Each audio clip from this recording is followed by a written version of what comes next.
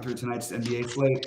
Man, a little bit of a frustrating one last night for me because I know a lot of people were upset about the blowout between the Lakers and Sixers. I'm not entirely sure exactly why people were so heavy on that game. I'm a little frustrated with Michael Porter Jr. just having a terrible, terrible night. That was frustrating. I did switch over to mostly Andre Jordan once it was a perfect late swap night. So I ended up switching over to mostly that by the end of the day, which was obvious, but again, it was a little nerve wracking. And then Reggie Jackson, of course, who smashed. But I had a lot of good spots, a lot of time left, and a lot of like the nuts. I had the Kuzma and Embiid together in the right place. It just didn't quite get the right mix. Did okay in Showdown, but ready to move on to tonight. And then, of course, we got the big one tomorrow. Sheets, how'd you do? And let's jump into it. No, I did not do well. It was pretty straightforward slate. I think what people were I guess, upset about with the Laker blowout is because the Lakers put on like even 4 minutes of good play in the fourth quarter, and B would have had 90 instead of 68. Yeah, I guess that's true. That was pretty much it. Guy just does it. The other thing is that I think Santino, was he in like the winning lineups? That Utah guy. Fontecchio. Yeah. I don't know if he was on the winning lineups, but he definitely did well. So I mean, as did Justin Holiday. You know what I mean? Yeah. So listen. My issue was that the guy I was most confident on busted, and the guy I was least confident on smashed from the Denver. So I was not 100% confident that Jordan was going to do what he did, and he got 10 million. And I was 100% sure that Michael Porter Jr. would get 60, and he got like 12. So that's yeah. That's just the way that goes, I guess. Sometimes he did pick it up a little bit at the end and got to like 28. The real key was to play, and this was the low owned piece that you really should have played was Kuzma. I mean, Kuzma was in the lottery. He was only 11% owned, and that was the key over there. And if you ran the Denver guys back, I mean, you got I'm looking at the lottery here. You had Kawhi Leonard at 8%. So that was that was my mistake, was the Harden over Kawhi. That was my. Look, it was a mistake based on last night, but I liked the Harden play, and I literally could have played for Kawhi in a lot of those lineups because I had actually Harden in my utility somewhere. I had Jordan only at center, and that would have been plenty to at least get me over the cash line. But anyway, we're on to another one. We got some good tournaments tonight. Any overall thoughts before we jump into game by game? Yeah, no, I mean, okay, so I was about to say no value now, but I think that there's a possibility that based on like the line or something like that, we might be able to infer something. We'll get to that when we get to it. But you were right on about that, about the Jokic was going to sit. And you were also sort of right on with the fact that the Clippers really shouldn't be favored over anybody. Right. I mean, regardless of who's playing, if you want to know the truth. Let's get into it. I think that, again, it's very, very little value to start off the day. And whenever we say that, value usually shows up mysteriously when you're not expecting it. Yep, absolutely. And as a reminder, that still doesn't mean that the early stuff and they were chalky last night, but on a bigger slate, like I feel like there's a chance like Cade, which he was fine. He wasn't like he was great, but Cade and Ivy might have been a little more lost on a giant slate than they were last night. And just the plays you like at the beginning of the day are often still good plays at the end of the day, even if they're not going to be as open. I mean, I will say that to me, I mean, we'll get to it. I mean, we'll get to it first. I'm not sure. We'll have to tease it. I think there's kind of a standout spot here, which we'll I guess we'll get to. Yeah. And not to over tease it, but it's not going to be in this Chicago-Boston game, which we will start with, I suppose. Let's start with it. Why don't you say it? Yeah. So Chicago and Boston is, a team that plays really good defense with Boston against a team that plays really good nothing. And it's a 100-point spread. So there's blowout risk as well. I mean, if you want to build like a blowout lineup out of Boston, that's and you're playing 150 lineups, you want to build like 10 blowout lineups. I guess you could do that. But aside from that, unless there's some, I mean, I guess it's possible that what's his name, that Caruso is out and Levine is out. If they're both out, then maybe you could play other guys, but then the blowout risk even becomes more violent. So I'm probably, I mean, Tatum's going to project to be a good play, but I don't know. It just doesn't seem like the game environment for him to hit a ceiling. So I'm probably avoiding this game. Yeah, I think that's sort of a little bit where I am. I do think there's a chance the Bulls switch up their starting lineup, and it was pretty publicized. They're the worst team in the NBA offensively and defensively with their starting lineup. They rank last in both by a pretty good margin. They're averaging getting outscored basically by what would equate to about 35 real life points a game with this starting lineup. So I would keep an eye out, but I don't really know what would make it happen. I mean, maybe if they did something weird like start a Javon Carter or the Sonmu, that could be something. And then we have to see about Levine and Caruso. But if Levine and Caruso are good to go, I think that the highest level would be Vooch on Chicago, which is not very high level. And I am always good with taking because Boston, we know that Jaylen Brown and Tatum are just always low owned. Just guys to keep in the back of your head as if I ended up on them, maybe it'd be okay. But nothing that stands out from here. All right. Toronto and Minnesota. Toronto, Brooklyn, you mean? Toronto, yeah, excuse me. Yeah, pretty much more of same, but not for the same reasons. I mean, this is obviously a much more competitive game, but nobody really seems to stand out as plays here. I have Pascal Siakam is, as usual, pretty reasonable, $8,200 player. Brooklyn, nothing except I guess Cam Johnson again, probably going to show up. So aside from those two guys, maybe as one-offs, another game that's pretty uninspiring. Yeah, like I can get behind basically everybody on Toronto. All right, there we go. We got something. You could sell me on everything here. Brooklyn's been playing fairly fast. I think Siakam is my favorite, but actually, why is he my favorite over Barnes? Like, I actually think Barnes at this, just people don't want to believe. I don't know what it is with him. Like, I understand he has keeping it up. What's that? I mean, overall, so he's 8,600. He's averaging 45 fantasy points a game in a plus matchup. He's put up. He's been a little slower lately. He only had 150 fantasy point game in his last 6, but I mean, some of those have been due to actually 4 of those have been due to blowouts.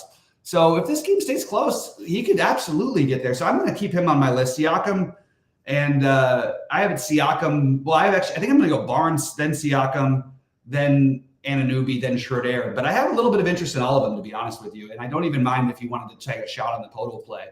I like this matchup for them. We'll see what happens with Claxton on the other side. I think that Cam Johnson is probably going to show up as looking like the best play. I'm okay with it, but nothing that I feel like I have to get from the Brooklyn side. I think that if I did want to play some Toronto, maybe I would look for a run back if I had to do one. I guess the most logical is Cam Johnson, but if you want to go for upside, maybe taking Claxton, Dinwiddie, or Mikal Bridges would be the way to go. But nothing to be too excited about yet. All right, Cheats, what do we got next? Yeah, okay. So Cleveland, Atlanta. Now at least we have something here. It's a very kind of a what do they call it, pace-up spot, I guess, for Cleveland against Atlanta, who's just one of the worst defensive teams in the league. And Darius Garland and Donovan Mitchell, like to play in those types of games when they have the opportunity. So I do like both of them. Darius Garland, a little better for me, just cheaper. And then Garrett Allen also. So Garland, Allen, you can play Mobley too. I think all these guys can put up good games. If you wanted to run it back, I mean, Capella's always reasonable, and Trae Young is showing them 3% owned. I mean, that's got to be worth something. So yeah, I guess we'll get to other games later that might be better, but for now, I mean, this has got a big total. It's it's got guys that can score in a pretty good game environment, especially from the Cleveland end of it. And so yeah, I like the guys I mentioned. Yeah, it feels like a good game to target, but I don't really know exactly who I want. You do have the really low owned Trae Young. He's getting expensive, and it's not like he's been any sort of a sure thing. Just kind of interesting what I was saying. Trae Young has been really on a hot streak right now. A lot of it has to do is because he's just nailing every three, which I don't remember him being this hot from three basically ever. The matchup is bad, but it's better than it seemed like it should be. Like Cleveland's defense has not been quite the same this year. So I guess you could say him. I think you could also make an argument for DeJounte. I think you can make an argument for Bogdanovich, and then both centers on Atlanta. But nobody, I don't know like who to prioritize at this juncture. I feel like a lot of that's, once we get other value, I think that's all going to sort of go by the wayside. Garland seems like a really strong play, even with Mitchell back. I think Mitchell's an interesting, counter to the idea of Trey. Maybe you could play those two together. And both Allen and Mobley. I think Allen is the one I would side with here, but I think they're both interesting. So definitely a game that I like the pace in, which is weird to say in a Cleveland game, but Atlanta's just been playing so fast. So I like the game overall. I'm still deciding who exactly I want to prioritize from here. All right, moving on to Milwaukee, Miami. Is that right? Yep. All right, go ahead. Here we go. Yeah. So this is a game with a decent amount of injury possibilities here. You have both Jimmy Butler and Chris Middleton listed as questionable. You have Middleton. I mean, he went to the locker room in Friday. It said Achilles tightness. I don't know. I mean, we just have to see. We have to see if he plays or not. I can't imagine. I don't know. I just can't imagine him being 100% healthy with that, enough to get like 1 billion minutes. But if he's out, then you have all these other guys that could fill in, like the Andre Jackson. Is that the guy's name? Yeah. Whoever that guy's from Milwaukee. And Jimmy Butler on this side, I mean, he's questionable. I will say this. I mean, if he can play, he's going to play. Obviously, in this game, I mean, Miami's just made it a point to just own Milwaukee whenever Milwaukee comes to town. So it'd be nice for Butler to participate in that. I will say this: that if he doesn't play, I still think that Miami wins the game. It's just I think it's in Milwaukee's and Giannis's head now. I mean, I don't think he can play in that arena like ever. Yeah. You have to watch to see if Butler is out. If he's out, then obviously all the Miami guys, whoever plays, is in play. And I think if Butler plays, and we talk about this, I mean, maybe I talk about more than you do now, that there are only games, but several games that Butler will play really hard in the regular season. You have to think that if he does fight through an ankle injury to play this, it's probably going to be one of them. But aside from that, I mean, nothing really projects all that great. It's just more of like a narrative type game. I don't think I will play. Again, I just kind of know what I've seen over the years. And every time it looks like, ooh, this is the time you're supposed to play Giannis against Miami. And I look at him like he's 2% owned or something like that. Ooh, and then he just gets owned in this freaking place. I mean, I don't even understand it sometimes. Nonetheless, obviously watch for the injury news between Butler and Middleton being the main pieces. I'm also seeing Robinson is probable, but yeah, those two bits of injury news are very important. Yeah, I agree. On its face, this looks very much like not a DFS game to me right now. I think Butler would be my highest level of interest, and that's not that high. I think Caleb Martin is mildly interesting. I think Kyle Lowry's price is reasonable, but nobody who I'm trying to go out of my way to get, which is sort of how I feel about a lot of these games today. To be honest with you, I'm not all that excited about a lot of this stuff at this moment. Again, it's all going to change when we get the mega shock that comes in when we inevitably hear about something. Although most of these teams are not on back-to-backs, it's probably worth noting. It's not like we have like a million back-to-backs that we've had sometimes this year. Somebody had commented there was a little line movement towards the Milwaukee side, which might indicate that Butler might be not playing. So that was. Let's see. Yeah, it's Milwaukee -2.5. I think that seems about right. But yeah, let's see. All right. OKC, Minnesota. No, I have Charlotte, New York next. Yeah. New York is, just kind of where fantasy points go to die, I think. But yet, on the other hand, you have LaMelo Ball where fantasy points kind of go to live. But now I'm seeing, look at this. It says he's doubtful for two. All right, so here we go. I didn't even realize this. So LaMelo Ball is doubtful Tuesday against the Knicks. So I'm really not getting any of these guys projected yet. And I'm sure that I will.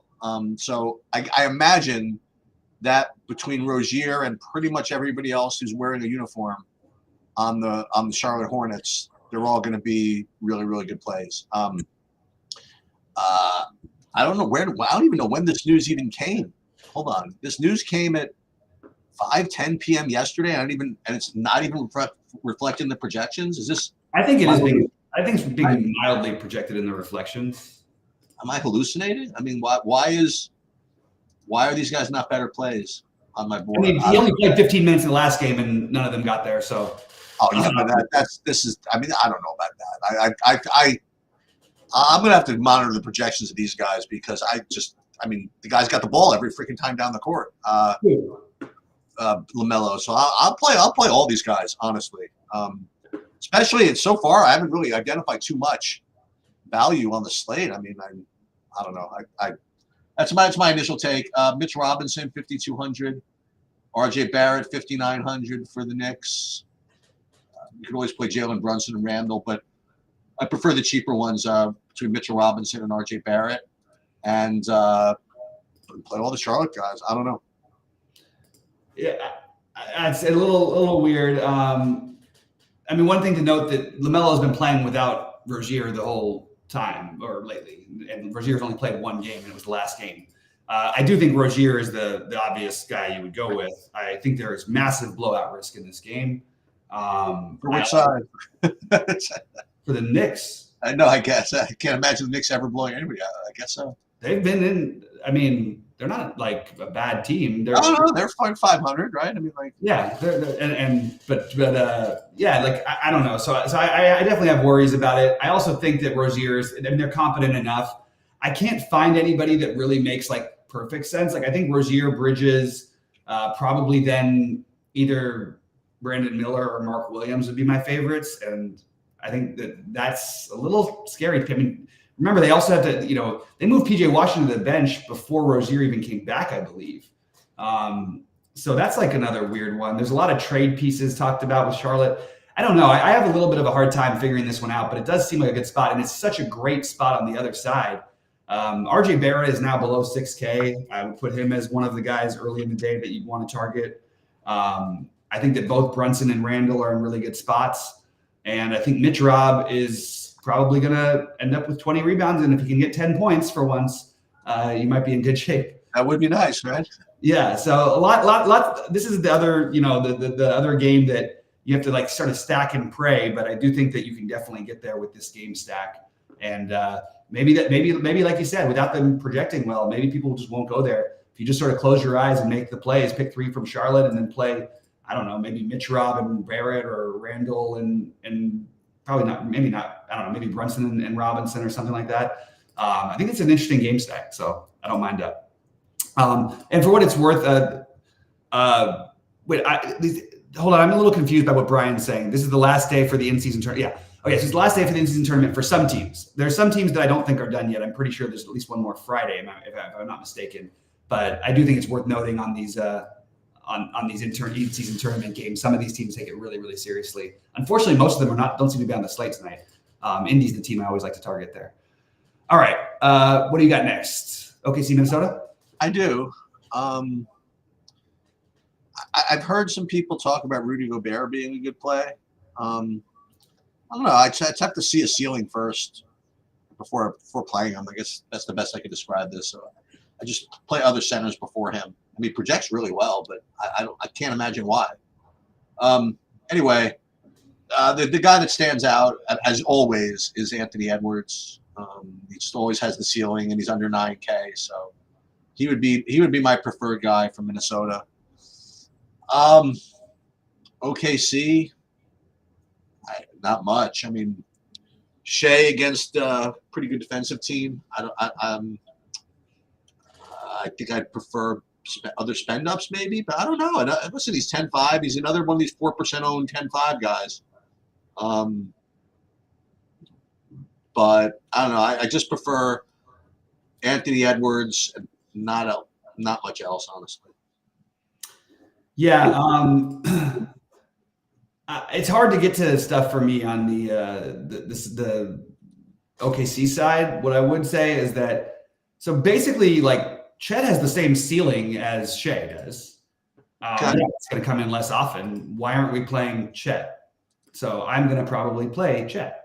And that's, Gobert doesn't like to come away from the basket. Chet's shooting 53% from three. This guy's been like, literally his rookie numbers, it would make you think he's on his way to becoming the best player in basketball. Like, he looks incredible. So Chet would be the run back because you're going to like a lot of things that project really well from Minnesota right now. Now, will this value at the end of the day be the same thing it is now? Probably not. But Nickeil Alexander-Walker and Naz Reid look like, at first look, two of the better values on the slate. And then you've got Edwards, who I think is a really good spend up. I think Towns will be low owned. I think he's an interesting other option. And then I'm totally good with Gobert in this matchup. I don't need Gobert to flash me anything. You know what I mean? I know what he is. And you're going to have a team that plays fast. You're going to have more opportunities for rebounds, for block shots. You think the game would stay close. And if all that happens, I think Gobert should be fine. So I like at least one of these guys, but I think Cat is sort of the one who will be the most ignored if you wanted to go that direction. I also don't want to ignore Kyle Anderson. I think it's just a really good matchup. And whenever they're in plus matchups, I like these guys. The problem is it's just going to fluctuate depending on how things are going for Minnesota. Well, maybe we shouldn't make it so difficult. I mean, like you said, I mean, Chet Holmgren it's a bad matchup for him, but it's a good matchup for him. It's like he's going to have a tough time keeping Gobert off the glass, but whatever. He's just going to be bombing threes in this game. You know what I mean? Like 50, 60, maybe this is one of the games where he gets 50 or 60 instead of one of the games where he gets 30. He's only 7,800. And like, it's a bad matchup on paper, but it's not necessarily a bad matchup. Like, you know what I mean? Because Gobert, and it's not like Gobert is going to necessarily guard him, but then you have Cat guarding you, who's actually played better defensively. But I could see Chet doing something here. Yeah. Anyway, I'm sort of talking myself into it more and more. I think I am too. except for the fact that we have the greatest center in the United States. Yeah, we're the best player in basketball playing. Yeah, in the next game. So it's going to be that's an interesting decision, between like Sengun or Chet, like the mid-range center. The only difference is Sengun is legitimately, he's playing against the Harlem Globetrotters. So, and you get to play Luka in that game. So, and you get to play Fred VanVleet, going to play 57 minutes in this game. So it's this is the easy one. I mean, this is the easy game to deal with, given current pricing. You just find a way to play VanVleet, Sengun, and Luka, and somehow make the rest of your game work.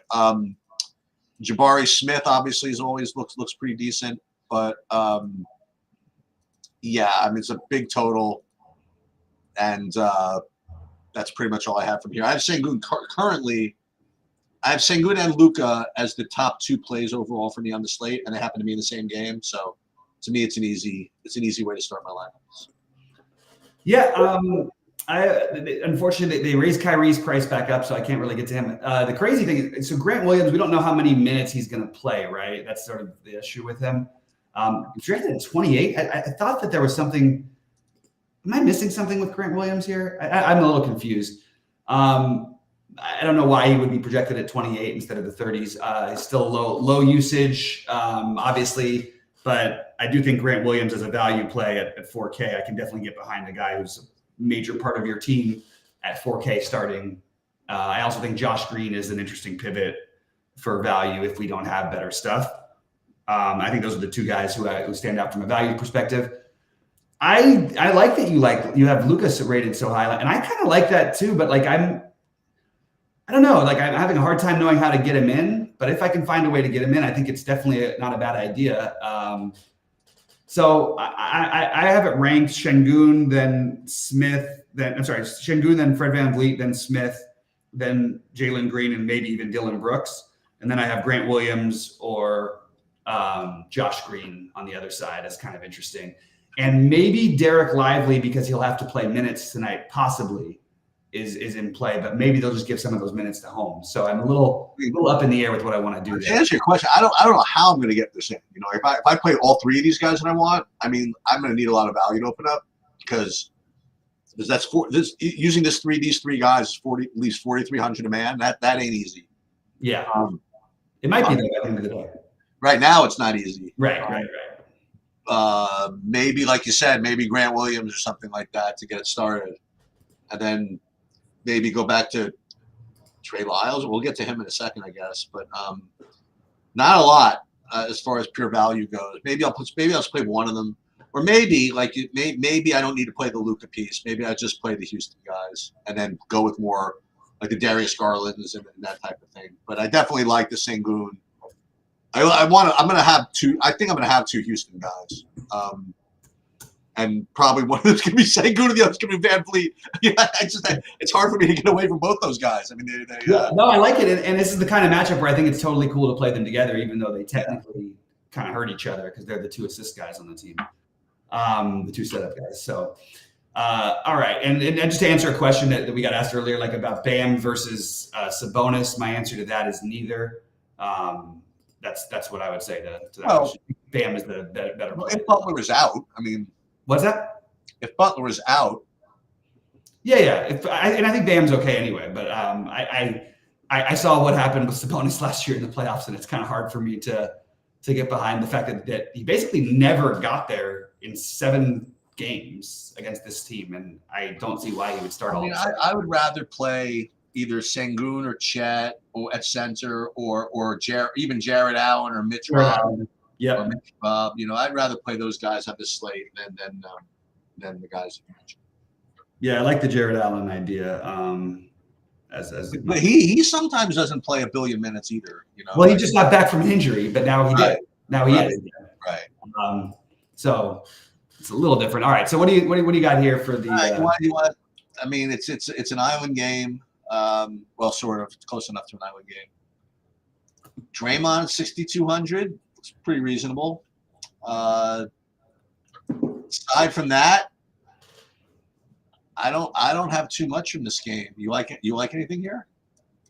The return of Draymond, huh? So it's a great pace game. This is the kind of game you usually want to try to target, but the problem is, as always with Golden State, it's really, really hard to try to figure it out. And as of right now, I think Draymond looks like the obvious best play. I don't think he really takes away, obviously, from any of the other guys what they can do, but Clay at 5,900 is just worth. He's 5,900. He can always get hot and get there. The problem is, even when he's gotten hot there lately, he's getting like 30 fantasy points. So it's not like the most exciting play in the world. And then Curry can always have a ceiling game, but again, nothing that I'm like. It's like I'm like screaming out to me. But those would be probably in that order. That would be my favorite way to do it. On the other side, Trey Lyles, they raised his price. I don't see why this would be the kind of game where they need to use Trey Lyles. Like, I liked him the other times because they needed to play the teams with multiple bigs. Even in those games, he played 28 minutes against New Orleans because they didn't have anybody who could stop Zion, and he's the biggest body they could bring out. And then against Minnesota with the bigs, he only played 19 minutes in that game, and they sort of controlled that game. So it was a little weird. I thought he was going to play a little bit more, a few more minutes. I think my favorite play in this game is Malik Monk. To be honest. Is he over 6K now? He's 5,600. 56. All right, that's fair. So I think it'd be him. Like, and I think that there's like De'Aaron Fox is just a little bit pricier than I want to for ceiling, although he does have a ceiling to get there. But yeah, good game environment, but not a lot to love from it. But I think I squeezed out a few plays that I like from today. I really like the Sengun. Sengun and Jared Allen seem like a good play those guys at center kind of the deal. Terry Rozier, RJ Barrett, one of the others from Houston, whether it be Jabari Smith, Fred VanVleet, Brooks, or Green, I think are all interesting. I think that the whole Minnesota side is interesting. I have it ranked Edwards as the spend up, then Cat, and then I have the other pieces ranked. I have Reed ahead of Nickeil Alexander-Walker. I'd like to get more in the Atlanta-Cleveland game other than Jared Allen, but that's what I've got as my favorite play in that. And then Charlotte, New York, as you said, I think that might be a game we want to target. And to point out what some of the things Brian's been saying in Discord that I think is really helpful. Brian's a good dude. Appreciate it. It is the last night of the play-in tournament, and I'm going to have to go through all the rankings. I'll do this all before we go live at 6:30. But and you have to point differential matters in this. So you might see some 30-point blowouts playing all the minutes, which is actually good. That means you can kind of project them a little bit more accurately, right? So you're saying that there are teams that need to win by a certain amount to. Well, no, they don't know what they need to win by because their other teams are playing too. But yes, there's point differential. There's teams that could all end up 3-1, and the point differential is the decider. Yeah, so I guess we got to figure out who that is. Which I'm going to figure out. I'll do that right after I get off here. Well, okay, so nothing to do with that. Not having anything to do with that. So I got I guess that's sort of a ridiculous play. It's more of just like a guy who's pretty good. He's probably not going to. He's definitely not going to get the minutes he has been getting because the team is healthy now. But if you want to just have some guy who is going to get a rotation off the bench who might get hot, is that guy from Cleveland, the Craig Porter Jr. You know, he was getting all these minutes because there was no Mitchell and like sometimes no LeVert or whatever. And his last game, he only played 17 minutes, but he was super efficient. You know, maybe they just keep playing him, and I don't know. I mean, he's down to 4K. You know, he was actually the last game he was a DNP-CD. Oh, is that right? Yeah. And I think that's very real possible. I mean, like, how do you get minutes over Mitchell, Garland, LeVert? Yeah, Strauss? I guess so. I didn't know that. I thought that was fun. Yeah. You know what? Watch tonight. He comes out and they let him play a few minutes, and he goes nuts, and they leave him in there. Yeah. Okay. I'm just straining for these 4K guys. Yeah. And I can't quite find it. Maybe some Miami news opens up. Maybe Caleb Martin becomes a playable guy at 4,500. He's probably playable anyway. Yeah, I think Caleb Martin's playable. That's a 4,500 guy. Nick Greg Williams is 4K. DiVincenzo been getting him? No, he was only getting him because what's his name was out. Yeah, combination of Grimes and Barrett. Yeah. All right. Well, yeah. Listen, something will rear its ugly head as it always does. Or let's see. How about this with these Boston blowout rosters, like Pritchard? You don't even get a break out of him. He's 4,700. Yeah. By the way, it's probably worth pointing out that one of those teams that is in contention is the Knicks, and that speaks more to that game stack than maybe we would have originally thought. Remember, if you have a choice to make an extra $500,000, you're going to take that choice. I don't care how much money you have. All these guys want to win it, and they want to win it for the guys who don't have it. And it's a competitive thing. These guys are competitive. It's another way of measuring something. You got if Middleton is out, if Middleton is out, you might get another sucker bet of the A. Jackson. Yeah, that's probably going to be a pass if Middleton. Yeah, he started twice and he's gotten 12 minutes in both those games. I have to just check the groups because some of the numbers, we can't have everybody that's already 3-1. So Boston needs to win the game by 22 to win their group. Is that actually? I just got to double check the. I'll double check the in-season. All right, so we can talk about that. I mean, with Porzingis out, right? I guess you could play Tatum. Wait, is Drew going to be out also? He's questionable. Where did we get? We already had Porzingis out. Yeah, no, Horford is the one. Actually, now that he's 6K now. I mean, it's just they priced it up. Tatum and Jaylen Brown are probably the right answers there. Yeah. Well, especially Drew. Hold on. So Drew is out. Wait, Drew's out? No. He's questionable. I'm saying if he's out. Derek White was present for shoot around is probable, so he's probably going to play. All right, that's something, I guess. They need to win by 22. Yeah, well, you know how I feel about that. If Boston really needs to win by 22, then we'll just take Chicago plus the points. So well, yeah, but I think that's really doesn't make any sense.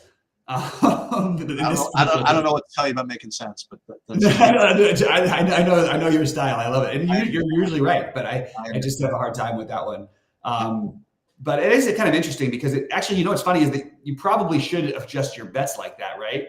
Because if it's like a tie game with like 6 minutes left, it's not like Boston really. It's just a regular season. I guess I don't know. And maybe I'm wrong. Maybe I'm reaching. Boston is 2-1 with a 0.0 differential. Oh, they're actually 0 even. Wow. Okay. So that makes perfect sense. Thanks, Eric. I appreciate that. I'm just double checking. I'll go through all that before we go. What did Eric just say? He's just talking about how Boston needs to win by 22 to make it because that Orlando's in first of their bracket. Dude, when I coached AAU, I was like freaking like a mad scientist for that stuff because everything in these pool games was all about point differential. Once you got to once it was like tied and stuff, we were never good enough to always like win the pool. We'd have to like break ties. So it was always about like point differential. And there was one game where we had to win by 6 points to get to the next round, and we were up 2 with like. I mean, towards the end of the game, up 2 doesn't do anything for us, and we had the ball underneath our own basket with 5 seconds to go, and you knew they were going to foul us, so we actually ran a play and scored on our own basket at the buzzer to go to overtime. That's like that was our only chance. So, and the crowd was like the 40 parents that were there looking, they were looking at me like some freaking idiot. You know what I mean? I literally ran a play to our own basket. Like I screamed the other guys away so that we had a wide open layup in our own basket. Everybody's looking, what the hell's going on? Because nobody knew that we needed to win by 5. Right. They're like, they just thought I was some freaking psychopath, So it was those were good times. Right. For what it's worth, by the way, I'm just looking here real quick, and while Eric's accurate about the Celtics having to win by 22. If Brooklyn wins by 16, it doesn't matter because Brooklyn has to win by 16, and Brooklyn then would win the group if the Celtics theoretically won by 22. That's what makes it a little bit tough tonight. The Knicks need to win by 21, but then they also need the Heat. Well, then they just need the Heat not to win by 30. All right. We're and they need the Bucks to lose. Wait. We're on brand here. So we are going to be releasing this. We are taking the Chicago Bulls. I'm not in on this one. Plus 13.5. We'll do half high. We'll go $90. Okay, I'm out on this bet. Hey, you can be out. I'm just. Yeah, no, I got you. Keeping it real. What can I tell you? That's it. Yeah, and then the Rockets have to win by 17. A lot of stuff to try and factor in, but it's mostly just going to mean I think the starters probably play a little bit more minutes if it comes down to that situation. Because some of the games, like you won't know until later. With if the Kings win, they automatically win their thing.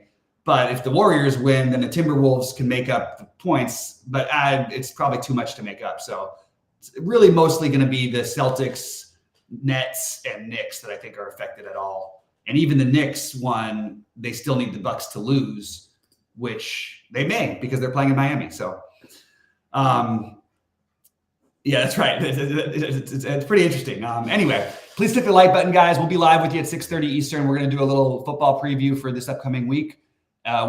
And good luck to everybody today. Sounds good.